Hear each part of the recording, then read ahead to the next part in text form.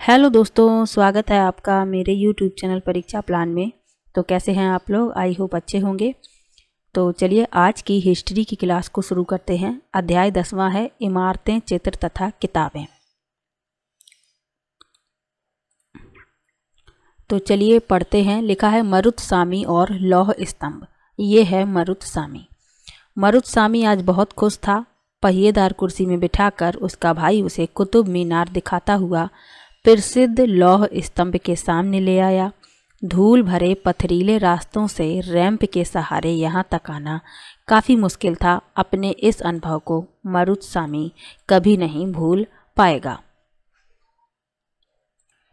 तो यहाँ धातु विज्ञान के बारे में महत्वपूर्ण तथ्य लिखा हुआ है, तो इसको पढ़ना आवश्यक है। तो चलिए पढ़ लेते हैं। लिखा है प्राचीन भारतीय धातु वैज्ञानिकों ने विश्व धातु विज्ञान के क्षेत्र में प्रमुख योगदान दिया है। पुरातात्विक खुदाई ने यह दर्शाया कि हड़प्पावासी कुशल शिल्पी थे और उन्हें तांबे के धातु कर्म की जानकारी थी, यानी धातु शोधन की।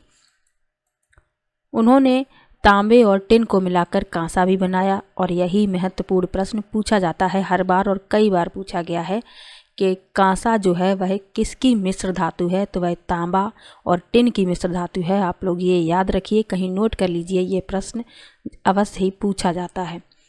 आगे लिखा है जहां हड़प्पावासी कांस्य युग से जुड़े थे, वहीं उनके उत्तराधिकारी लौह युग से संबद्ध थे। भारत अत्यंत विकसित किस्म के लोहे का निर्माण करता था। खोटा लोहा, पिटवा लोहा, ढलवा लोहा। अब लिखा है लौह स्तंभ के बारे में। ये लौह स्तंभ है और ये कुतुब मीनार परिसर में खड़ा हुआ है। यदि आप कुतुब मीनार देखने गए हैं तो आपने ये स्तंभ अवश्य ही देखा होगा। मैं गई थी तब मैंने भी इसे देखा था। तो चलिए इसके बारे में पढ़ लेते हैं। लिखा है महरौली दिल्ली में कुतुब मीनार परिसर में खड़ा यह लौह स्तंभ भारतीय शिल्पकारों की कुशलता का एक अद्भुत उदाहरण है। इसकी ऊंचाई 7.2 मीटर और वजन 3 टन से भी ज़्यादा है। इसका निर्माण लगभग 1500 साल पहले हुआ। इसके बनने के समय की जानकारी हमें इस पर खुदे अभिलेख से मिलती है। इसमें चंद्र नाम के एक शासक का जिक्र है जो संभवतः गुप्त वंश के थे। आश्चर्य की बात यह है कि इतनी शताब्दियों के बाद भी इसमें जंग नहीं लगा है। तो ये इतना पुराना हो गया है फिर भी इस पर कोई जंग नहीं लगा है, और ये लगभग 1500 साल पहले बना था। और इसकी समय की जानकारी इस पर खुदे अभिलेख से मिलती है। तो ये बहुत ही पुराना है लेकिन फिर भी इस पर जंग नहीं लगी है। आगे लिखा है ईंट और पत्थरों की इमारतें।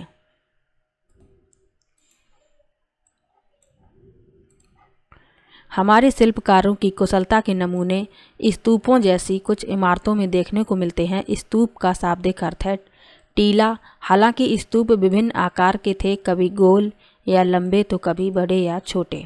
उन सब में एक समानता है, प्रायः सभी स्तूपों के भीतर एक छोटा सा डिब्बा रखा रहता है। इन डिब्बों में बुद्ध या उनके अनुयायियों के शरीर के अवशेष जैसे दांत, हड्डी या राख, या उनके द्वारा प्रयुक्त कोई चीज़ या कोई कीमती पत्थर अथवा सिक्के रखे रहते हैं। तो इन स्तूपों में क्या समानता है कि इनके अंदर एक डिब्बा है और डिब्बे में बुद्ध या उनके अनुयायियों के अवशेष जैसे कि दांत, राख या हड्डियां रखी रहती हैं। इसके अलावा उनके द्वारा प्रयुक्त कोई कीमती पत्थर अथवा सिक्के भी रखे रहते हैं। इसे धातु मंजूसा कहते हैं। प्रारंभिक स्तूप धातु मंजूसा के ऊपर रखा मिट्टी का टीला होता था। बाद में टीले को ईंटों से ढक दिया गया और बाद के काल में उसे गुंबदनुमा ढांचे को तरासे हुए पत्थरों से ढक दिया गया। यानी कि प्रारंभिक स्तूप क्या थे? धातु मंजूसा के ऊपर रखा मिट्टी का टीला, बाद में इस टीले को ईंटों से ढक दिया गया और उसके बाद में क्या हुआ? उस गुंबदनुमा ढांचे को तरासे हुए पत्थरों से ढक दिया गया। यहाँ इस स्तूप को आप देख सकते हैं चित्र में। यहाँ लिखा है सांची का महान स्तूप। ये सांची का स्तूप है, मध्य प्रदेश। इस तरह के स्तूपों का निर्माण कई सौ सालों तक चलता रहा। इस स्तूप में ईंटों का प्रयोग संभवतः अशोक के ज़माने का है, जबकि रेलिंग और प्रवेश द्वार बाद के शासकों के काल में जोड़े गए हैं। आगे लिखा है, प्रायः स्तूपों के चारों ओर परिक्रमा करने के लिए वृत्ताकार पथ बना होता था, जिसे प्रदक्षिणा पथ कहते हैं। इन्हें याद रखिएगा, इनसे ही प्रश्न पूछे जाते हैं। तो प्रश्न ऐसे पूछ लिया जाएगा कि प्रदक्षिणा पथ किसे कहते हैं, तो स्तूप के चारों ओर परिक्रमा करने के लिए जो वृत्ताकार पथ होता है उसे प्रदक्षिणा पथ कहते हैं। आगे लिखा है, इस रास्ते को रेलिंग से घेर दिया जाता है, जिसे वेदिका कहते हैं। वेदिका में प्रवेश द्वार बने होते थे। रेलिंग तथा तोरण प्रायः मूर्तिकला की सुंदर कलाकृतियों से सजे होते थे। आगे लिखा है, यहाँ कभी एक भव्य स्तूप हुआ करता था। कहाँ पर? अमरावती में। यहाँ अमरावती के बारे में लिखा है, लगभग 2000 साल पहले इस स्तूप को सजाने के लिए शिलाओं पर चित्र उकेरे गए। कई बार पहाड़ियों को काटकर बनावटी गुफाएं बनाई जाती थीं। इस तरह की कई गुफाओं को मूर्तियों तथा चित्रों द्वारा सजाया जाता था। इस काल में कुछ आरंभिक हिंदू मंदिरों का भी निर्माण किया गया। इन मंदिरों में विष्णु, शिव तथा दुर्गा जैसे देवी देवताओं की पूजा होती थी। मंदिरों का सबसे महत्वपूर्ण भाग गर्भगृह होता था। यहाँ से भी प्रश्न पूछा जाता है कि गर्भगृह किसे कहते हैं। ये प्रश्न पूछा भी गया है। तो जहाँ मुख्य देवी या देवता की मूर्ति को रखा जाता था, तो जहाँ मुख्य देवी या देवता की मूर्ति स्थापित की जाती थी वह स्थान कहलाता था गर्भगृह। आगे लिखा है, इसी स्थान पर पुरोहित धार्मिक अनुष्ठान करते और भक्त पूजा करते। अक्सर गर्भगृह को एक पवित्र स्थान के रूप में दिखाने के लिए भितरगांव जैसे मंदिरों में उसके ऊपर काफ़ी ऊंचाई तक निर्माण किया जाता था, जिसे शिखर कहते थे। शिखर निर्माण के कठिन कार्य के लिए सावधानी से योजना बनानी पड़ती थी। अधिकतर मंदिरों में मंडप नाम की एक जगह होती है। यह एक सभागार होता है जहां लोग इकट्ठा होते थे। तो आप लोगों को याद रखना है, मंडप क्या है? वह जगह जहां पर लोग इकट्ठा होते हैं, यानी कि सभागार होता है ये। और गर्भगृह जहां पर मुख्य देवी या देवता की मूर्ति को स्थापित किया जाता है। यहाँ आप इन चित्रों को देख सकते हैं। इसके अलावा पहले इस चित्र को देख लीजिए ये, और इसके बारे में क्या लिखा है, अमरावती की एक शिल्पकृति। तो ये अमरावती की शिल्पकृति है। आगे देखिए, ये वाले चित्र देखिए, इनमें क्या लिखा हुआ है,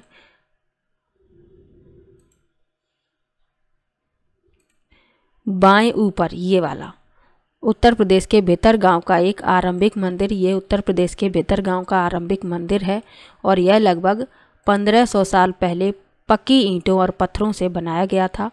और यहाँ पर दाएं दिखाया गया है महाबलीपुरम के एकाश्मिक मंदिर। इनमें से प्रत्येक मंदिर एक ही विशाल पहाड़ी को तराश कर बनाया गया है, इसलिए इन्हें एकाश्म कहा गया है। ईंटों से बनाई जाने वाले मंदिरों से यह बिल्कुल भिन्न होते हैं। ईंट से बनी इमारतों में नीचे ईंटों की एक एक तह जोड़ते हुए उसे ऊपर की ओर ले जाते हैं, जबकि चट्टान तराश कर बनाए गए मंदिरों को पत्थर काटने वाले ऊपर से नीचे के क्रम में बनाते हैं। तो यहाँ जो मंदिर इस चित्र में दिखाए गए हैं ये चट्टानों को काटकर बनाए गए हैं। यहाँ अब लिखा है, स्तूप तथा मंदिर किस तरह बनाए जाते थे, यानी इनका निर्माण किस तरीके से किया जाता था, इस बारे में पढ़ेंगे।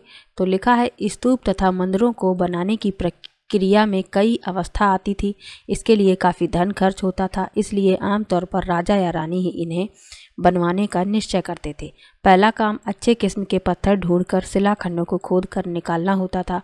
फिर मंदिर या स्तूप के लिए सोच विचार कर तय किए गए स्थान पर शिलाखंडों को पहुंचाना होता था। यहाँ पत्थरों को काट छांट कर तराशने के बाद खंभों, दीवारों की चौखटों, फर्शों तथा छतों का आकार दिया जाता था। इन सब के तैयार हो जाने पर सही जगहों पर उन्हें लगाना काफ़ी मुश्किल था। इस तरह के शानदार ढांचों का निर्माण करने वाले शिल्पकारों को सारा खर्चा संभवतः राजा रानी ही देते थे। इसके अतिरिक्त इन स्तूपों या मंदिरों में आने वाले भक्त जो उपहार अपने साथ लाते थे उनसे इमारत की सजावट की जाती। जैसे हाथी दांत का काम करने वाले श्रमिकों के संघ ने सांची के एक अलंकृत प्रवेश द्वार को बनाने का खर्चा दिया था। इसकी सजावट के लिए पैसे देने वाले व्यापारी, कृषक, माला बनाने वाले, इत्र बनाने वाले, लोहार, सुनार तथा ऐसे कई स्त्री पुरुष शामिल थे जिनके नाम खंभों, रेलगों तथा दीवारों पर खुदे हैं, इसलिए जब तुम स्थानों को देखने जाओ तो याद रखना कि कितने सारे लोगों ने इन्हें बनाने और सजाने में अपना योगदान दिया है। आप लोग यहाँ देख सकते हैं, सबसे पहले यहाँ देख लीजिए ये, उसके बाद यहाँ इसके बारे में लिखा है उड़ीसा का जैन मठ। एक पहाड़ी को खोदकर 2 मंजिली इमारत को बनाया गया। कमरों के प्रवेश द्वारों को ध्यान से देखो, इनमें जैन भिक्षु रहते और ध्यान करते थे। आगे लिखा है ये एक संग्रहालय, राष्ट्रीय संग्रहालय नई दिल्ली से एक मूर्ति का चित्र है। यहाँ आप देख सकते हैं कि किस प्रकार गुफाओं की खुदाई की गई होगी। अब चित्रकला के बारे में जानेंगे।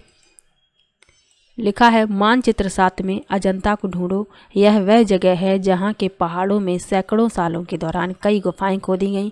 इनमें से ज़्यादातर बौद्ध भिक्षुओं के लिए बनाए गए विहार थे। इनमें से कुछ को चित्रों द्वारा सजाया गया था। यहाँ इनके कुछ उदाहरण दिए गए हैं। गुफाओं के अंदर अंधेरा होने की वजह से अधिकांश चित्र मसालों की रोशनी में बनाए गए थे। इन चित्रों के रंग 1500 साल बाद भी चमकदार हैं। ये रंग पौधों तथा खनिजों से बनाए गए थे। इन महान कृतियों को बनाने वाले कलाकार अज्ञात हैं। तो यहाँ इस चित्र को देखिए, ये अजंता का एक चित्र है और यहाँ देख लीजिए ये चित्र इसमें दिखाए गए हैं।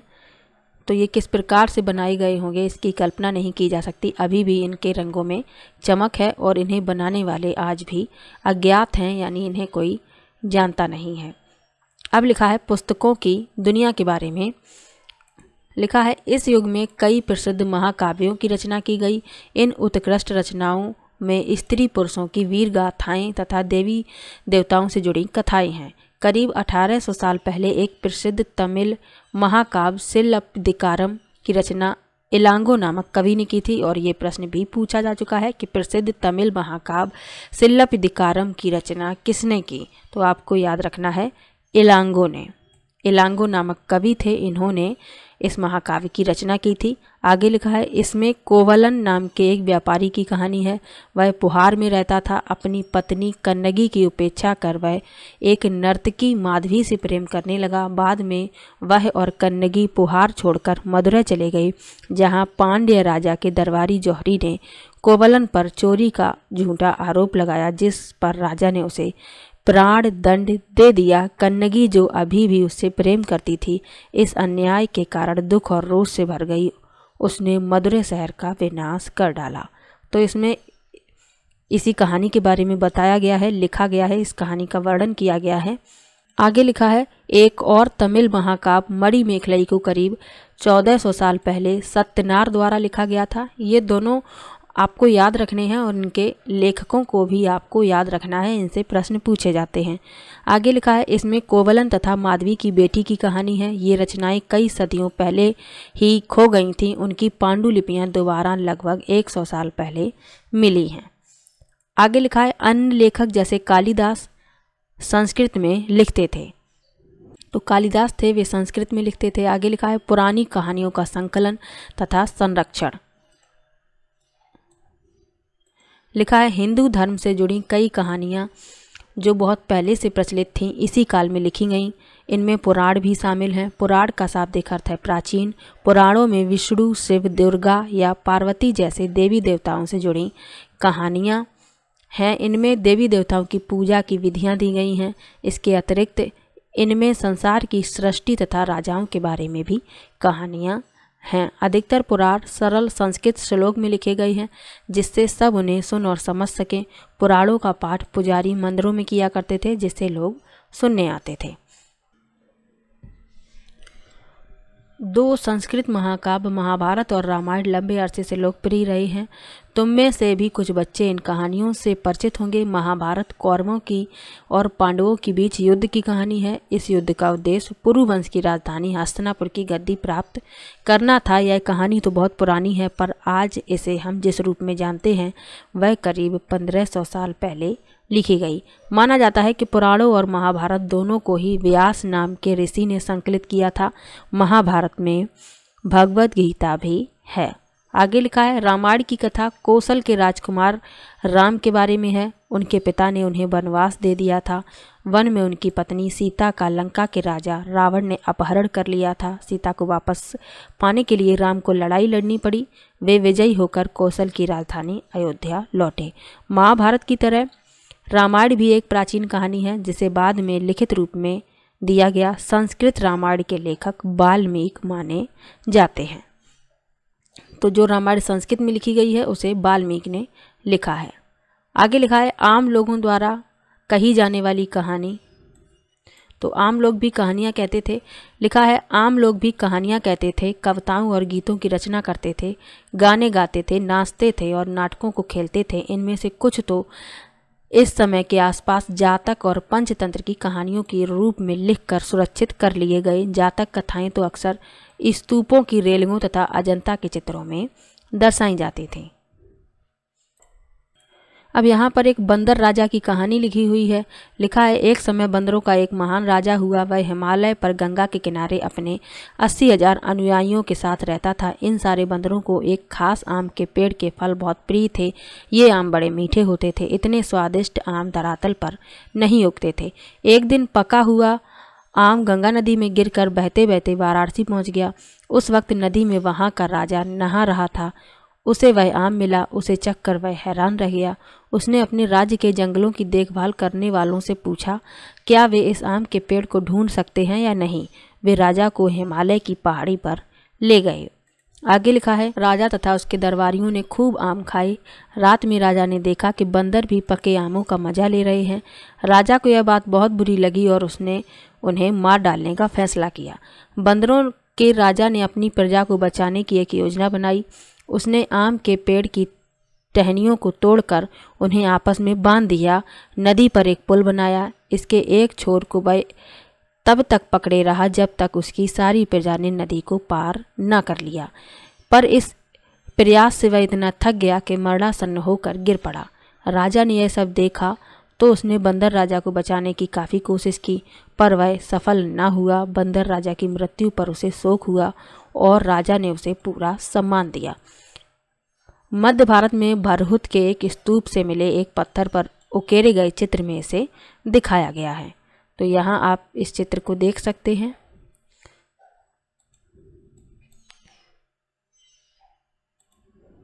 अब लिखा है विज्ञान की पुस्तकों के बारे में।